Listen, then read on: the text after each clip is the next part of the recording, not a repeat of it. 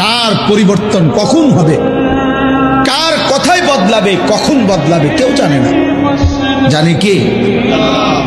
ফুজাইল ইবনে ইয়াজ বড় ডাকাত সর্দার ছিলেন। তো গভীর রাতে উনি ডাকাতি করতে গেছেন।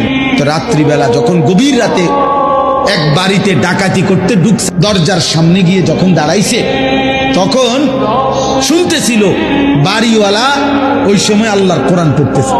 উনি দরজায় দাঁড়াইয়া শুনতেছে যে বাড়িওয়ালা ভিতর থেকে আল্লাহর কোরআন পড়তেছে, আলাম ইয়ানি লিল্লাযীনা আমানু আন তাখশা কুলুবুহুম লিযিকরিল্লাহ। এই এক আয়াত ওনার কলিজা ছিদ্র করে ফেলছে।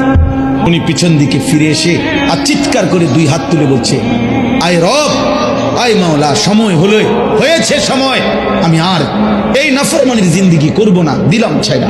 তখন তিনি ওই সময় রাত্রে তো আল্লাহর কাছে এক ফোঁটা চোখের পানি ফেলতে ওনার মন চাইছে, তওবা করবে, মাফ চাইবে, আজকে গুনাহ ছেড়ে দিবে।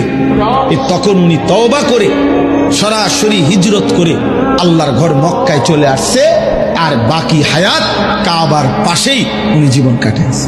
এরপরে উনি হইছেন সাইয়্যিদুল আউলিয়া, আউলিয়াদের সর্দার।